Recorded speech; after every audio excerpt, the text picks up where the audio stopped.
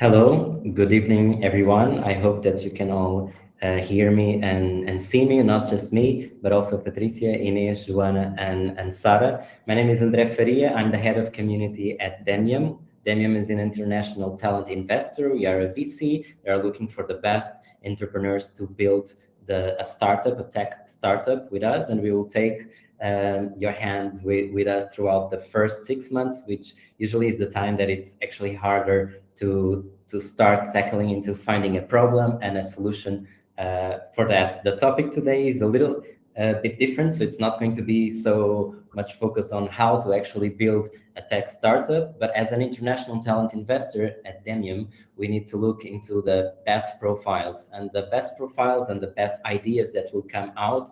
In my perspective, they come out also from if you have a diversity pool of people that have different experiences and can bring these experiences to actually find disruptive and new ideas to make a better world. So I've been working in the startup ecosystem for quite a while, even before joining Demium, and I realized it's still a very male-dominant world. So the topic of today is actually to understand why, for example, for us at Demium, it's hard to find female founders, and also to hear from the perspective of some of successful female founders that we had at Demium, why is it so hard? Because in my perspective, it seems that it's not, of course, because lack of talent. It's really, in my perspective, and maybe we will discuss that in the topic about lack of confidence and fear, and even some kind of safety issues about actually jumping into a world that it's very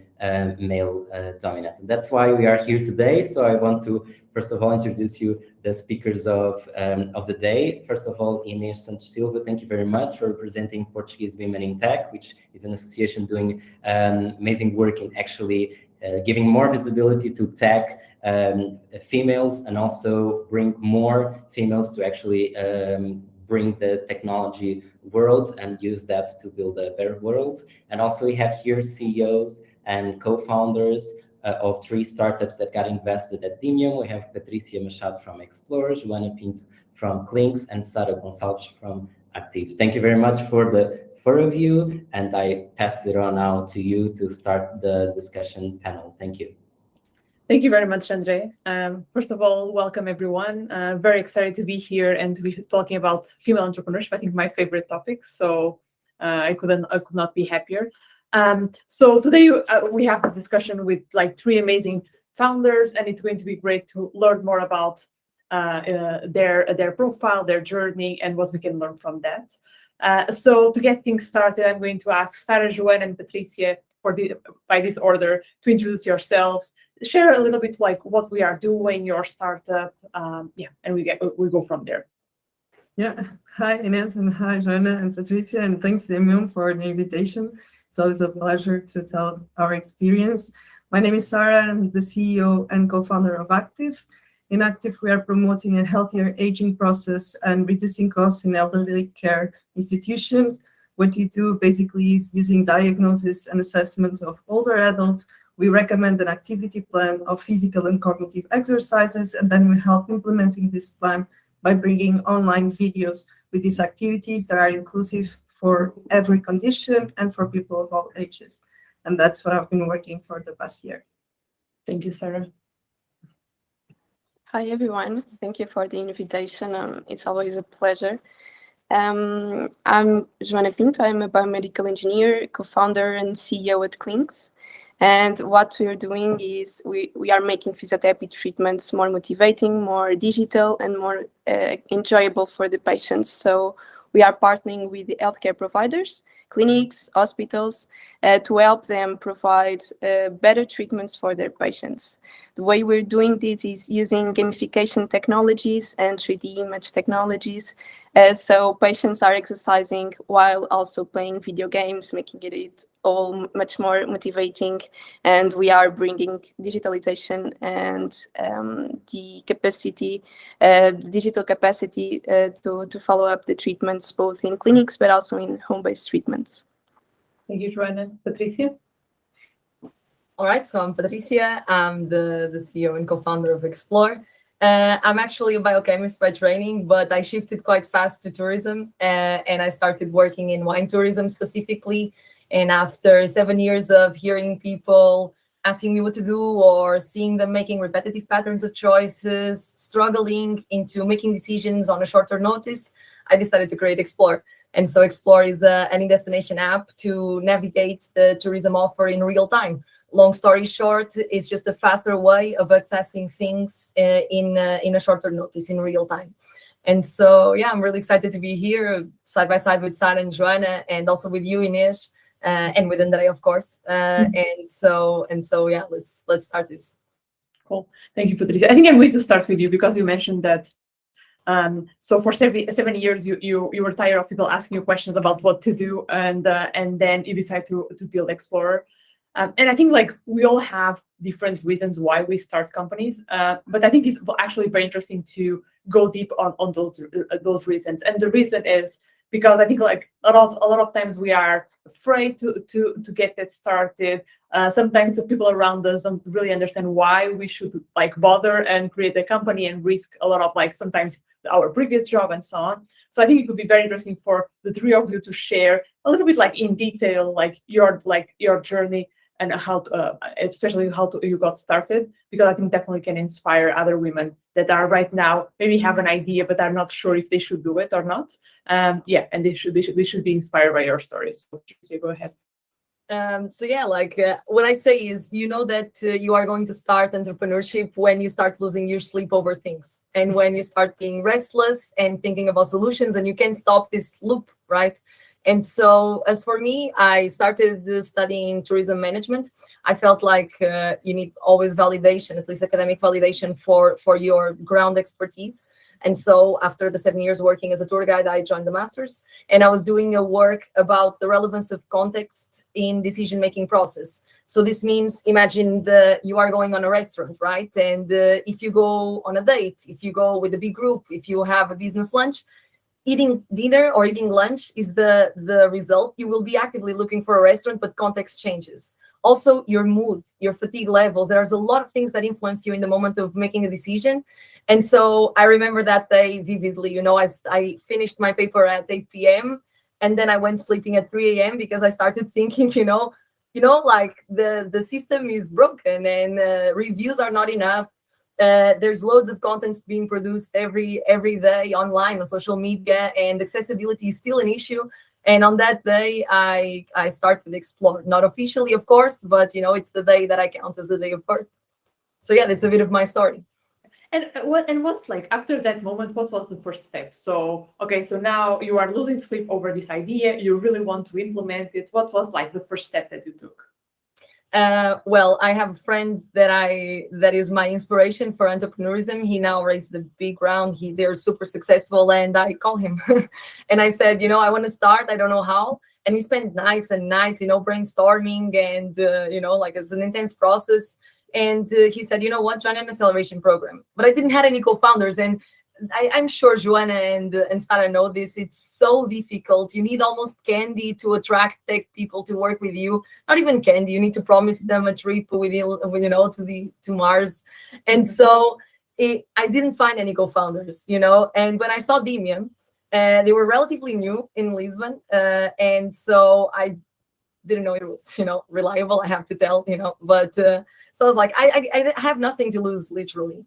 And to be honest, it's probably the best decision I've made, because if it wasn't for them, I don't know if it had been so difficult for me to find a co-founder, that I would given up, or you know, decided to take another direction. So yeah, that's for me, that's the story. Cool, thank you.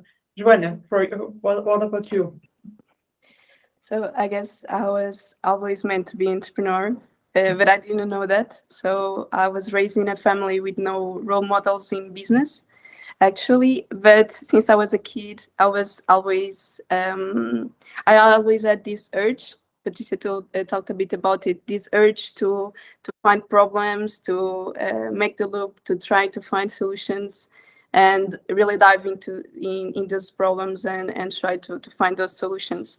So since I was a kid, I was always trying to convince my sister, closest friends, cousins to to try to develop some ideas that I was having, but then I didn't know exactly how to explore that. So it was a bit asleep during many years.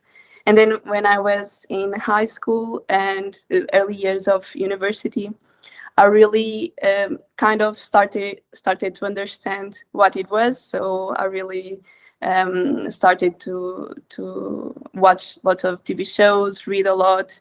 The most interesting people that I found were always these people that I was inspired by them because they were creating things or funding things, and that's the way I started to understand what was that urge that I had always had. And then during the university years, I was looking to join the two passions that I have, so both in entrepreneurship but also in biomedical engineering. So digital health came up as my field, and that's basically how it turned out. And what was your first step? So you're like, how like you had the idea, and then what happened? In this case, it was a bit the other way around. So during those years in the university that I was telling about, I decided to join one of the students' associations, a junior enterprise in Técnico, that is called Junitec. And it's basically a junior enterprise, so it gathers lots of different students with different backgrounds, but very talented people, very different people, and also people that had this same urge to innovate. So for me, it was the place to find people with whom I could explore this passion, and the idea came in that environment, and we proceed with the idea afterwards. So it was kind of a small incubator. Cool. Thank you, Joana. Sara, what about you? For me, officially, I started with Trigger Systems. So I co-founded a company 6 years ago, I think now. But I think, as Joana said, I think I've always been a bit entrepreneur before without knowing that. So I co-founded the junior enterprise in my university. And during that process, every time there was a competition about a new idea or innovation, I always applied with the craziest ideas. I didn't know exactly what. But just to give an example, I tried to create a greenhouse for edible insects. I tried to design a machine for cord extraction. And it was connected with my previous background, that is agriculture. So I think I've always liked this idea of using technology to solve problems, especially social problems. And nowadays, that's what I like. After leaving Trigger Systems, I didn't know exactly what to do, but I felt that it was very difficult. And I stayed in a company quite some time, and I felt like this is not for me anymore. We need this passion and this adrenaline of building something. And I think I related what Patricia was saying before, like I didn't have a team. And so when I saw Demium, then I thought, okay, this could be the right place for maybe creating a team. And in this aging sector, actually, my grandmother was diagnosed with Alzheimer's many years ago. And even while I was in Trigger, I already wanted to create a project in this field. And so when I went to the all-weekend startup challenge from Demium, they had a challenge that was age tech. And I thought, okay, so this is it. We started with the idea, and this was the right time. I met my co-founder, and so that's where the company started. And I think it's very interesting because I think a lot of people, and sometimes in the media, we have the feeling that people that are entrepreneurs, they started when they were like 5 years old. They built like their first like lemonade stand, and there's like this culture of like, or this narrative of like everyone was an entrepreneur from very early on, and then if you are not, then you won't be an entrepreneur. But what you are saying is like, it's like sometimes we don't even know that we are entrepreneurs. We just know that we want to create things. We just know that we want to build stuff. And then suddenly realize, okay, now like I'm building this. And I also think that usually people that want to be entrepreneurs don't think like I'm now an entrepreneur. They just like start doing things, and then one day we wake up and realize like now okay, so now it's true. Like I have built companies, so I am an entrepreneur. So I think that's very interesting. So Sara, going back to you, like what has been like your main like highlights and challenge? And you are already like a serial entrepreneur. So from the first time that you did to now, like what have you learned in between that I think probably others should also learn about? Yeah, I think for me, the highlight was definitely the experience that we accumulate in just a few years and what we learn. I think is so intense. Like being in building a company, you need to learn so many things. Product, business, management, accounting. Like you have an amazing learning experience, and this for me, like the way I am, it's very important, and that's what I like every day, to be challenged. But then I think the most important thing were definitely learning how to manage a team. And in the beginning, it was quite difficult. You get frustrated. People don't commit the same way you do. You don't really understand why that happens. And so trying to understand and respect that relation with the employees in the company is very important. And I think that was a big learning for me. Of course, then public speaking in the beginning was very difficult to make pitches. I'm still nervous sometimes today, but like the first pitch, I remember my legs were shaking. It was like 5 people in the room, and I was so nervous. But this is something that you have practiced done with time, and then you improve a lot. And so I think the learning and personal development is very important. And then, of course, the network for sure, like the people that investors, presidents of municipalities, big corporations, like you really create a huge network by being in this world that you can then leverage in other projects that you're going to have in the future. And it's not industry related. To give you an example, I was working in agriculture, but many of the relations I had before in Trigger, now I am using them now with Actif, and the world is connected, and so you can also use that. Yeah, for me, definitely. I think I really like the quote from I think it's Reid Hoffman from LinkedIn, that is like starting a company is like jumping off a cliff and learning how to build the parachute along the way. And I think like what you were mentioning is, I think it has to do a lot with that. Like when you get started, you really don't know. So okay, managing people, what does that mean? And I think like we all make a lot of mistakes along the way, but things start to get better because you really start like understanding how to get that done. Was anything that surprised you along the way, or is still surprising you in terms of like your work, your job as a founder and an entrepreneur? Yeah, I think how exactly on that point of the team, I think that was what surprised me more, because sometimes we tend to, before leading a team, I think we tend to ask too much of people, and I think that's not the way to go.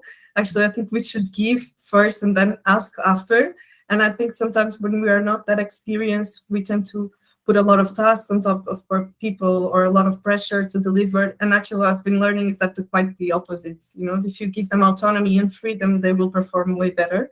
And sometimes this is not very intuitive for someone that doesn't have the experience, because it also takes more time, to build that trust. But I think definitely that on managing, on communication, if you're mad at someone, maybe it doesn't make sense to complain, because that would even make it worse, And so learning how to communicate, how to motivate the team is definitely, I think, one of the most important things.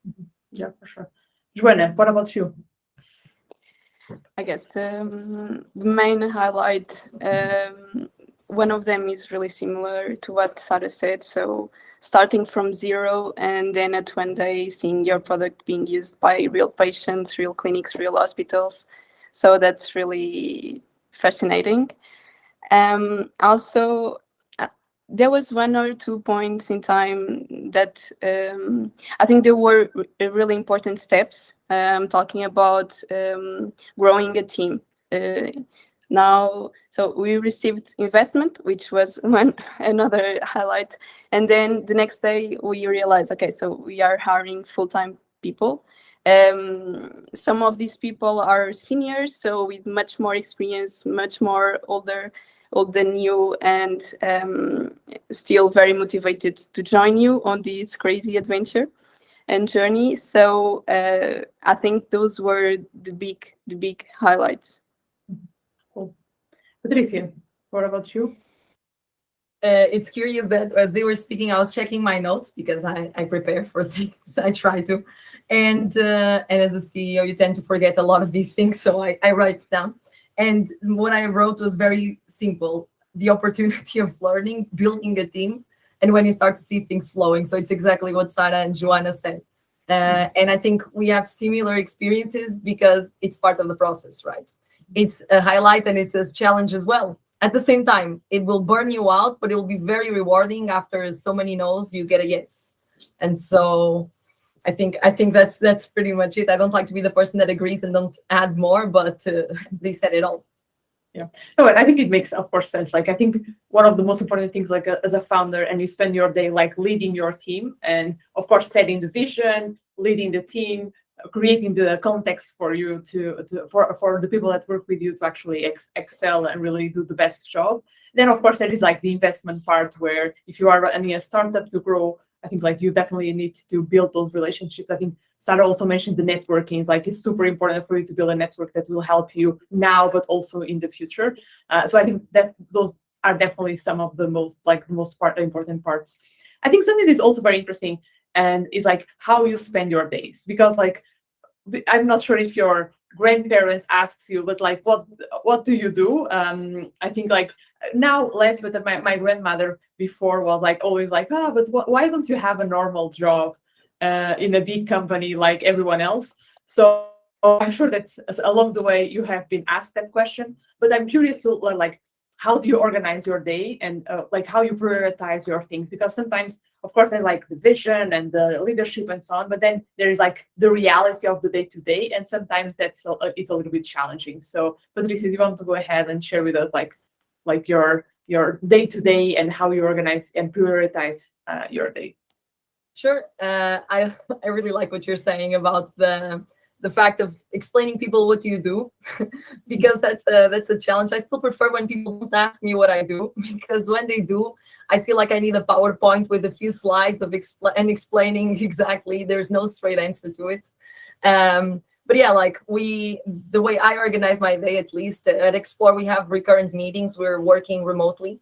And so one of the challenges, going back to the previous question and looping into this one, was exactly having a presence, making sure everyone was motivated, that we were in touch without being physically present. So one of the things we do actually a lot is stand-up meetings every morning, just 10 minutes, very agile method. You just say what you're going to do. You share a fun fact about your previous day, just really quick.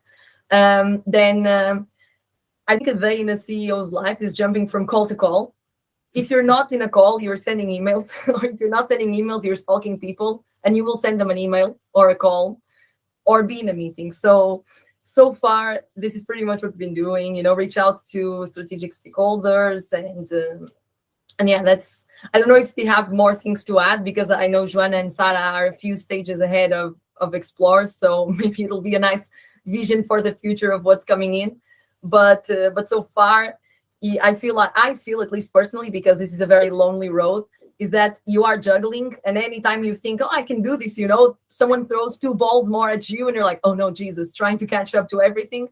And so yeah, there's not really managing your day. You can try to anticipate, but things will change. So there was a founder that the other day was telling me like that he feels like a human router. Basically, information comes at him, and then he has to do something with it. And sometimes it's an email, sometimes he's having a call. Is like, but he's also like it also feels like a fireman, because all the big fires end up in his inbox. So, and I'm sure like what we're mentioning about juggling a lot of things, like I'm sure that all the big fires also end up in your inbox or Slack channel or whatever. So I think that's also part of the job. Sara, what about you? Well, I don't have a very clear method. There are those people that meditate in the morning and then to do all the analytics. I am a bit more unorganized in that sense. But what I've been trying to do lately is not do anything operational. I know I have to do it, but I tend to delegate all of those things that can be delegated, and focusing a lot on funding and hiring and strategy. That's what I've been doing. Although now we don't have yet a sales team in place, so I do need to do that part of the job and partnership, but we are also in the product development yet stage. So what I've been trying to do a lot is just focusing on that. What founders usually don't do enough, in my opinion, is like focusing on that hiring and strategy and long-term vision, and trying to distribute all the operational work, because I also think that's the way you create procedures and processes so that you can scale. The sooner you do that, the most efficient you'll be in the future. And so I always try to remove those from my day.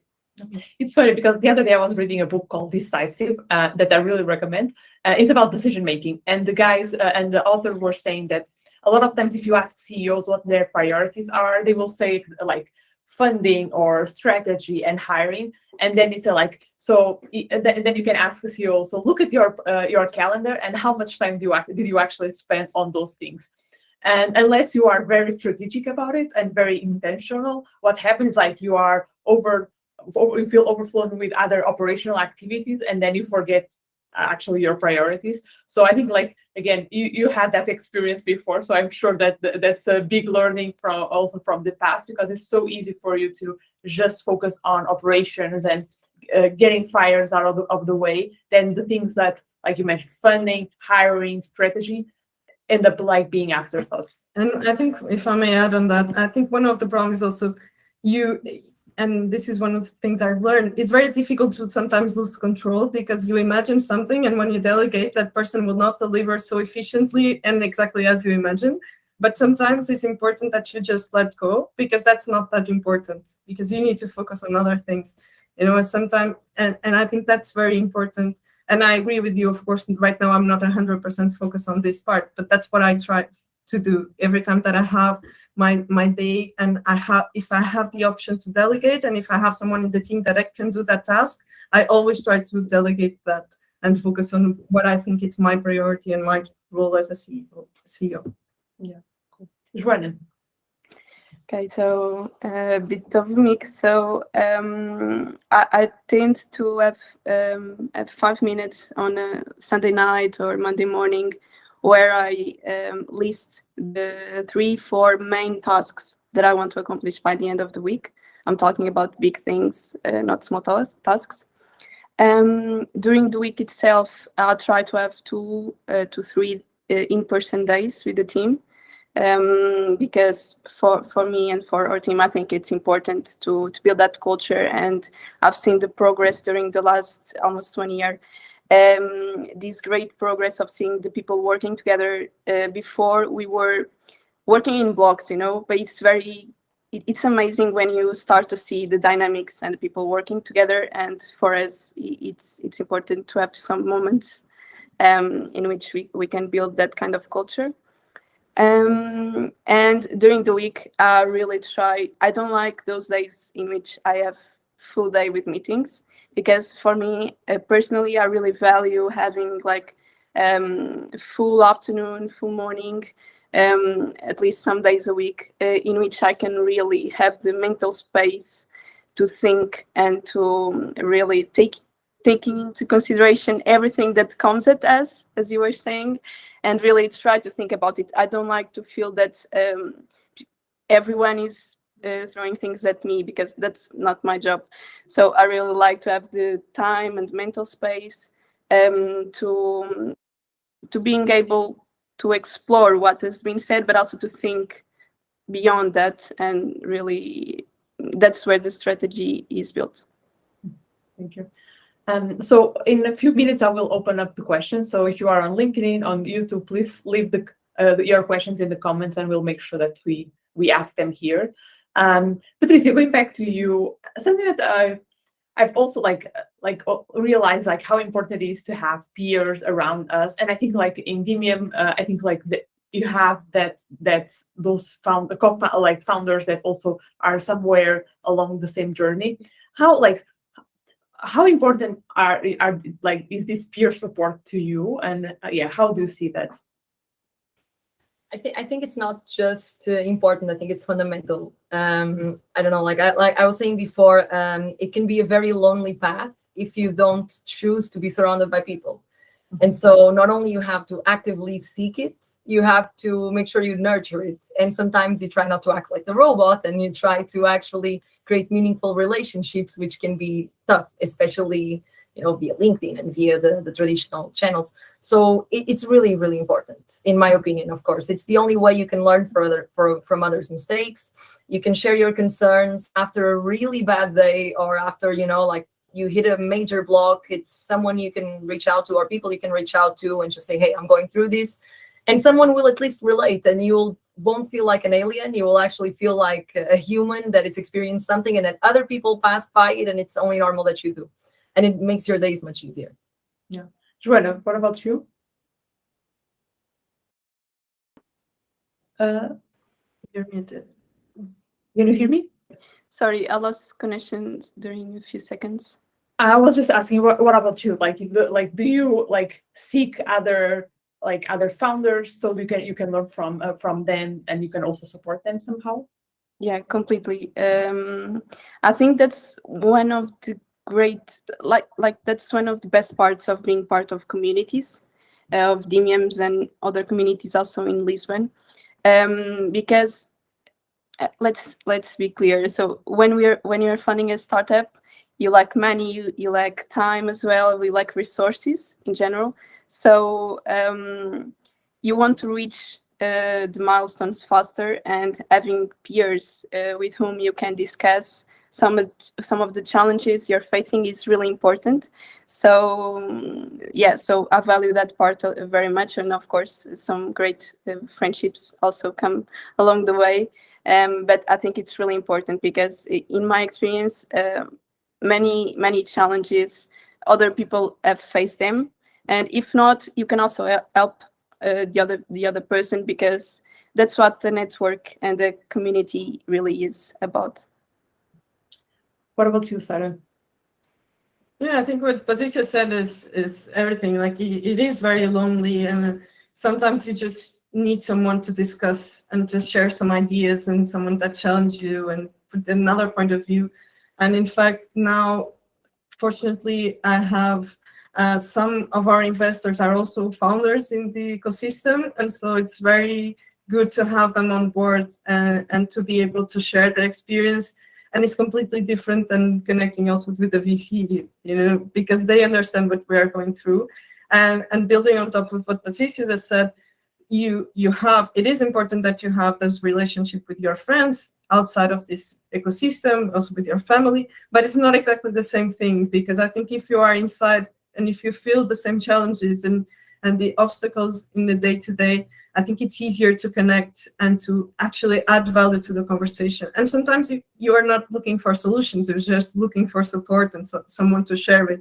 And I think having that community is very helpful, and not only for your emotional stability, but also to share resources. And I remember I've connected with many founders where we share investors lists, like sometimes with Joana, we're good friends, we share like applications for grants or something like, have you seen this project? Have you talked with this partner? And you have a connection with this client? And so we also do introductions between to investors and to clients and work together.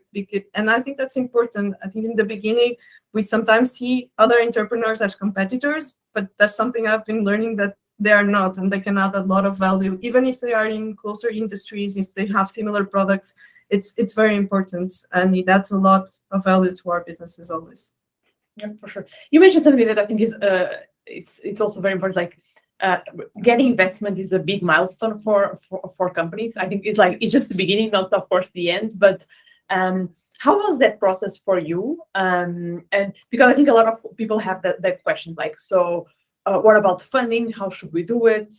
What are like the challenges and the secrets of doing it? And sometimes it looks like a black box where we don't really know what's happening there.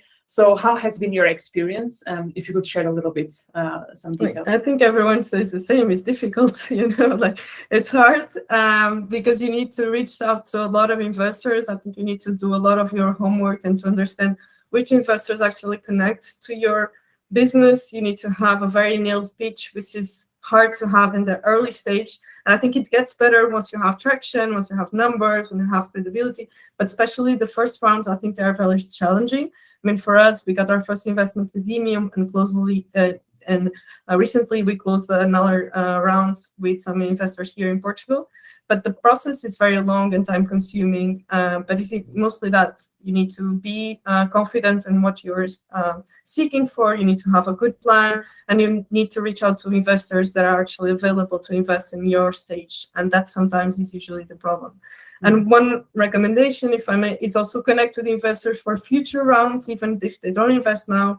it's good to have relationships, because even if we're talking about business, it's all personal relations. If you have that connection to people, then it becomes easier in the future, I think.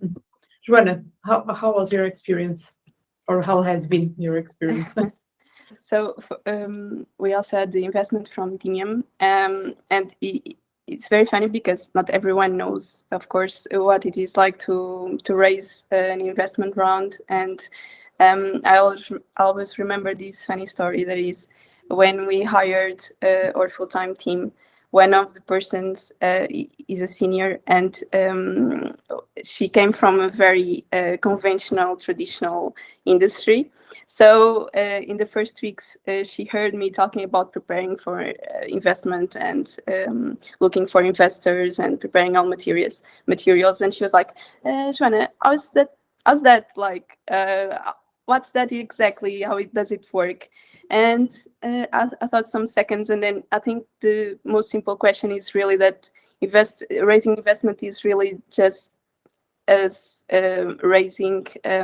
as nurturing a relation with a client is really the same. So you need to prospect, you need to know them, you need to prepare a pitch that will resonate with what they are looking for. And in the end, you need to build a relation, just as in a commercial relationship.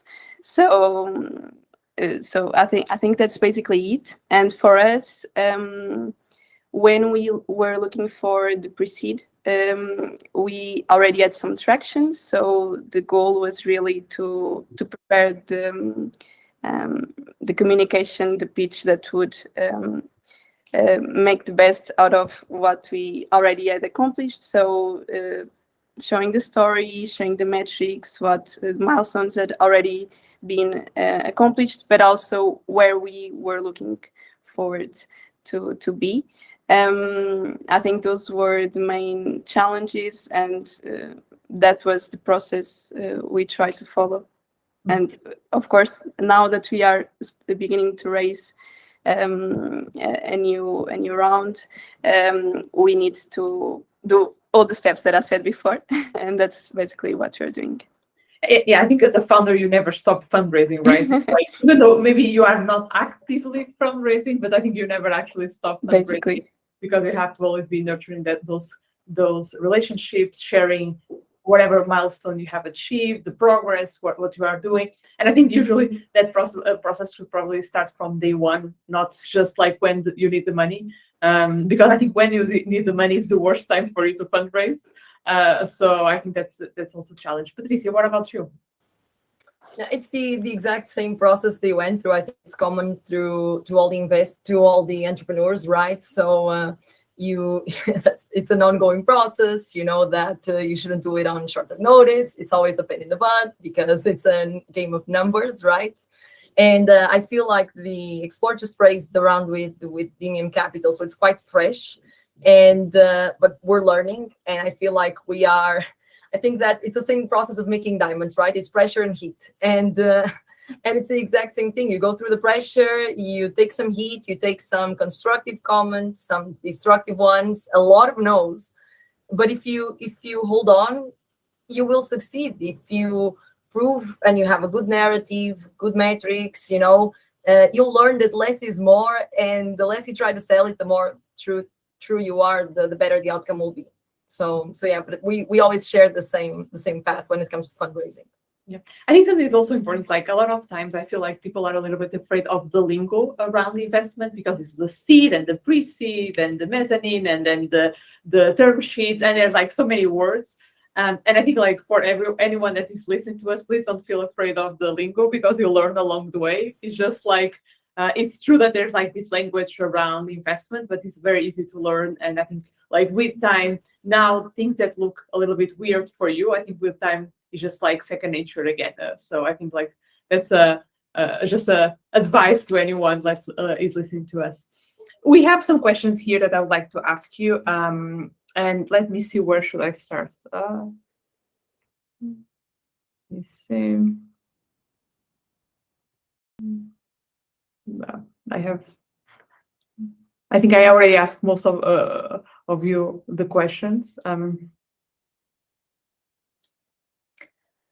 So there was like here some questions about like how like in terms of investment, how like I'm not sure like you mentioned like you hear no's and you hear yeses and maybes. I think the maybes are the worst part, but you hear those is but like how like the three of you are young, more or less experienced. Like what like when you were facing like and talking with investors, did you ever felt like they were not maybe taking you seriously because of your age or experience? Like, did anything like that came up for you?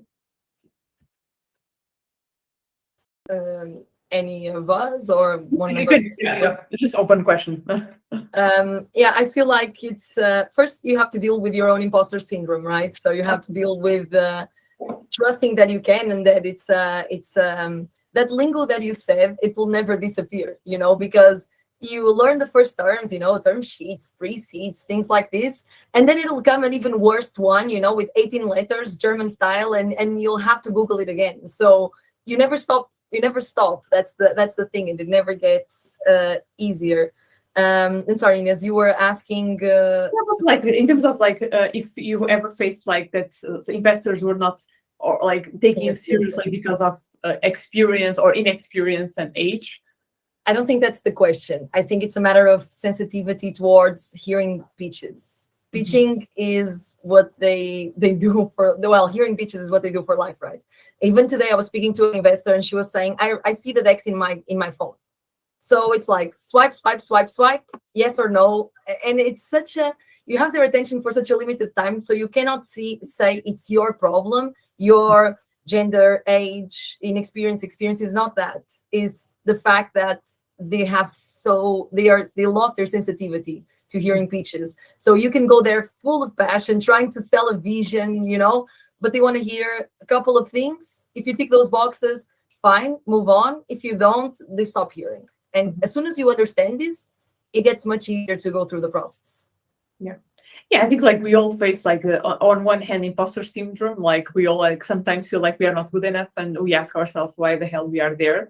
But at the same time, as you mentioned, I think the investor's job is to listen to pitches and of course try to understand if they should or should not invest. And them saying no doesn't mean that it's not a good company. There's like plenty of stories of like unicorns or like super amazing companies out there that heard a lot of no's before a yes, and now they are super successful. So I think it's more about like how the ecosystem works. And I think Sara was the one mentioning that sometimes you need to find the right investor for your business. Not everyone is the right investor. Not everyone has the expertise, the experience, and the alignment that makes sense. And it's also part of the founder's job to actually look for those investors. Something that sorry, can I just add something that it could be useful? What I've been learning is that also we need to think like investors is like dating. You know, if you're dating a very pretty girl, like everyone is around that pretty girl, you know, and so you need to create some kind of FOMO, and it's not making yourself difficult, but it's true. Like they have so many opportunities, and you need somehow to captivate their interest. You know, and if you don't have that challenge and if you don't create that fear of missing out, they will not be interested. And I think that's one of the most common mistakes on founders when trying to raise money, is that they are always trying to pitch and it may look a bit desperate. And so that doesn't also create the interest from the investor side. And so we need to balance that. And what you said about the time of fundraising, that's exactly that. So when you don't need the money, you are more confident that you don't need them. And that's it. And that's the position we need to have. Like without founders, investors don't have a job, you know? And so that's the mindset that we need to have as well. And that's why I think sometimes it works well that I think I've heard once someone said that if you want investment, ask for advice. If you want advice, ask for investment, because like if you go, and I think like you should do that often, like where you talk with investors, maybe you just ask for advice and it's a great way to keep them in the loop, show them what we are doing, and maybe somehow somewhere along the way they will actually want to invest. So that's also an interesting way of doing it. So another question that we received was about how to motivate the people that work with you. Sara, do you want to answer that question? You mentioned like how hard sometimes it is to lead teams. How to make sure that people are motivated not as you are, of course, but still motivated enough to really do a good job and be involved and engaged in the day-to-day life of the company?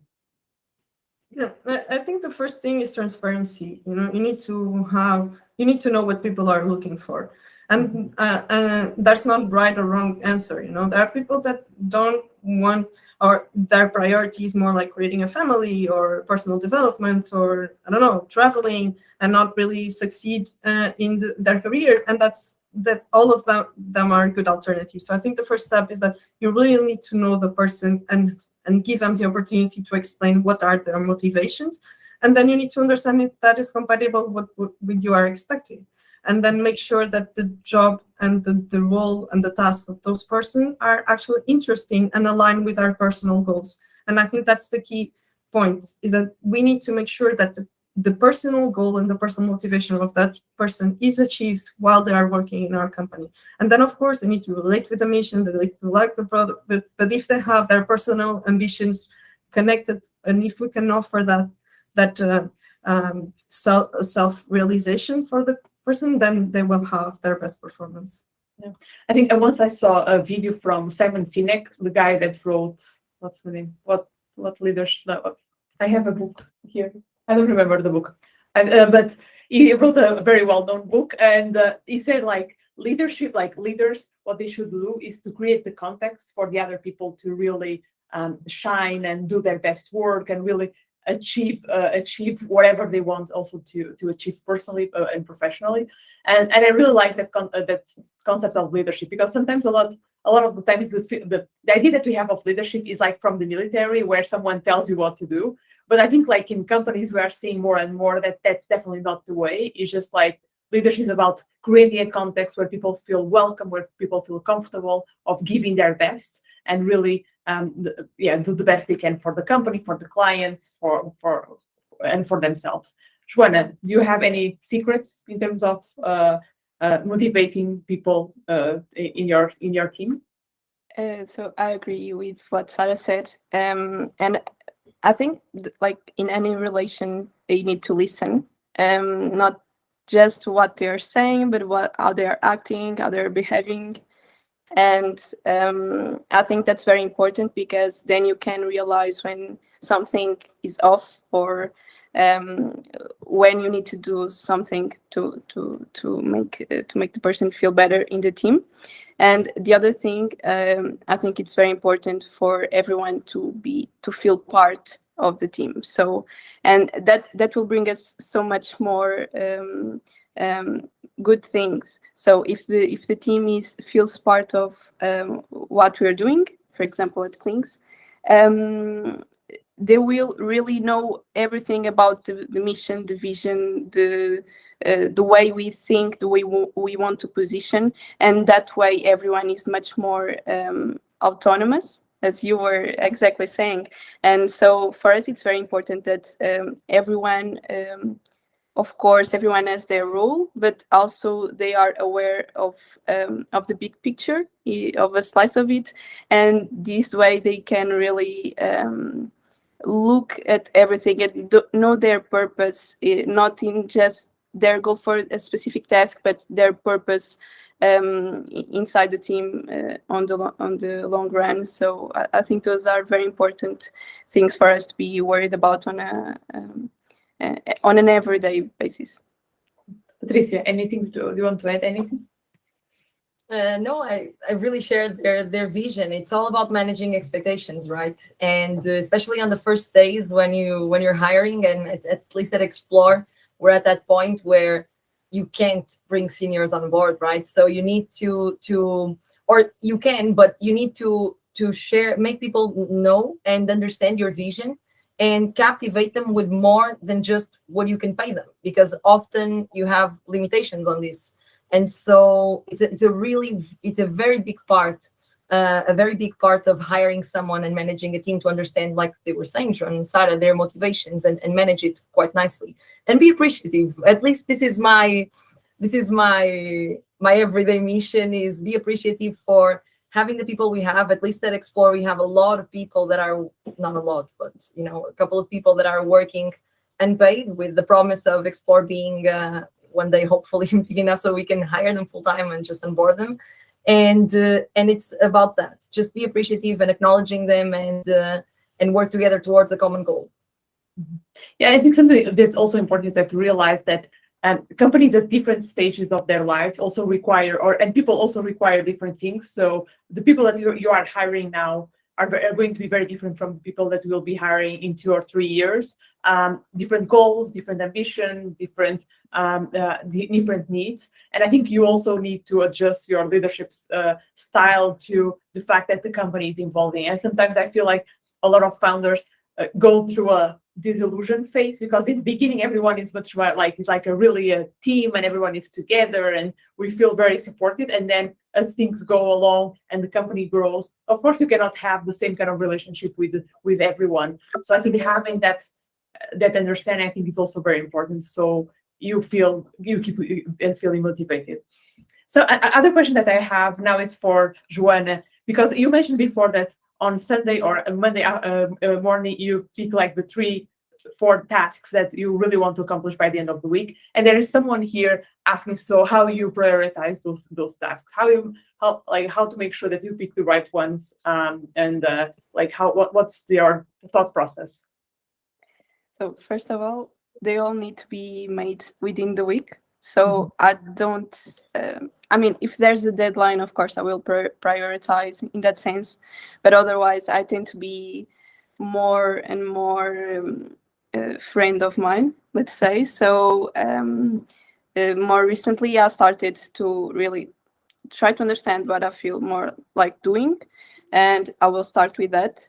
Of course, if there's a deadline, I will adjust. But otherwise, my goal is really to have things done by the end of the week.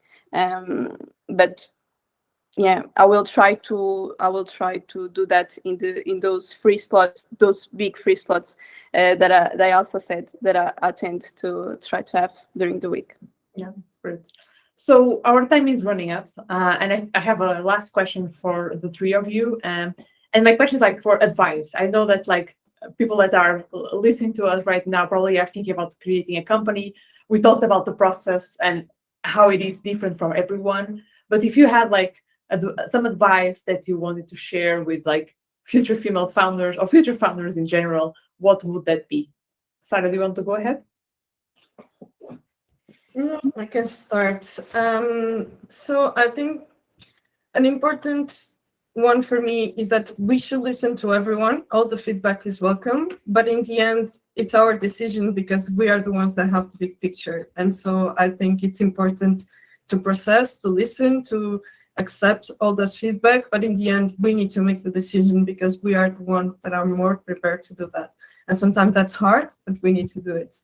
And I think next, what I would say that is important is also don't think that you know everything already, and challenge your own assumptions every day, because those things can change. You know, we had COVID a few 2 years ago, and companies that were very well established, they never thought this could change. So be prepared for change is very important, and always try to challenge.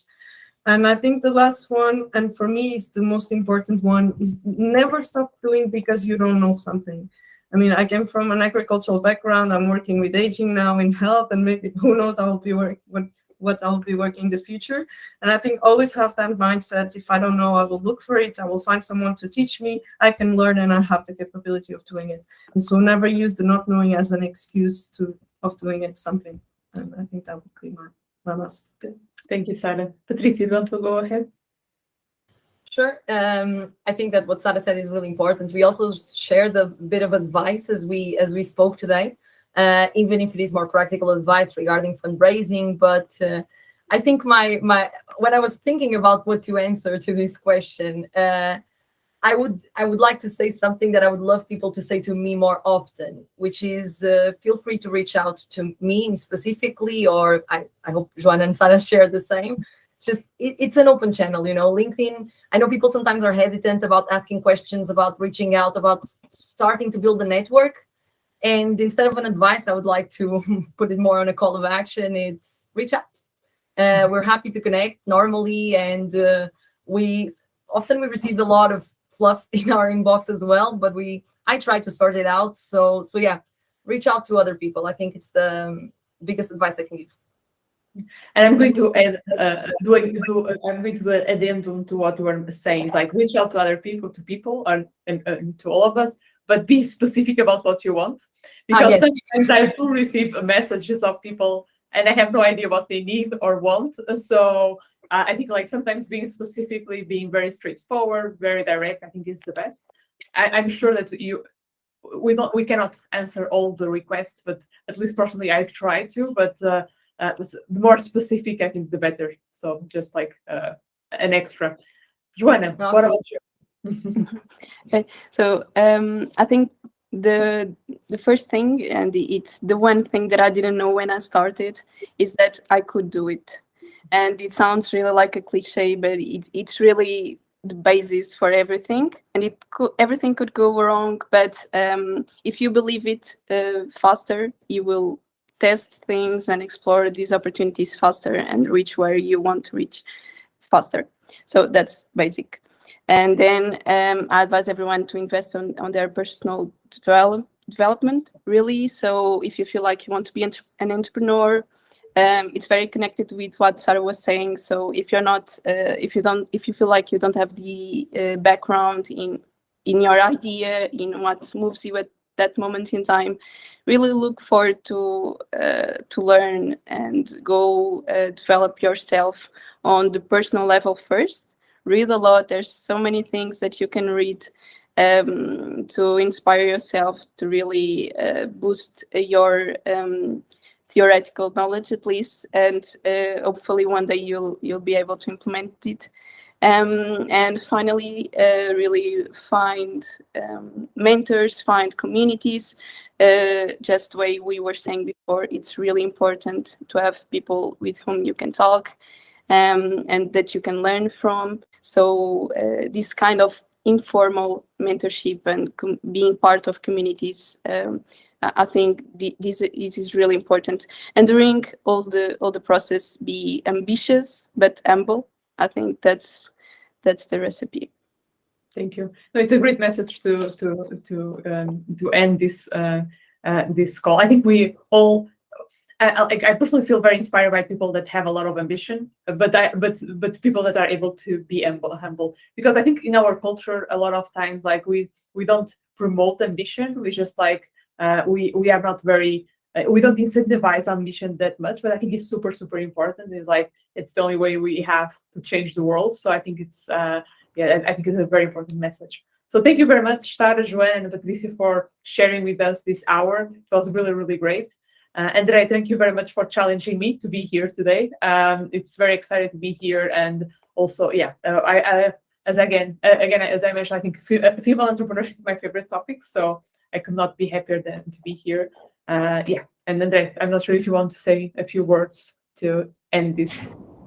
Yeah, maybe also to thank you very much, Inês. Thank you, Patricia, Sara, and Joana. It was really nice and inspiring also for me to hear a little bit more of your stories, even though I already know you. So I hope that we were also able to maybe inspire some future founders to join Demium or any other incubator or accelerator in Portugal or wherever you are, to actually build something that you believe in with the right people and with the right vision to also contribute somehow for a better world for everybody. So thank you very much all for attending, and thank you especially for the four of you to be here. It was an amazing 1 hour that we passed together. So thank you.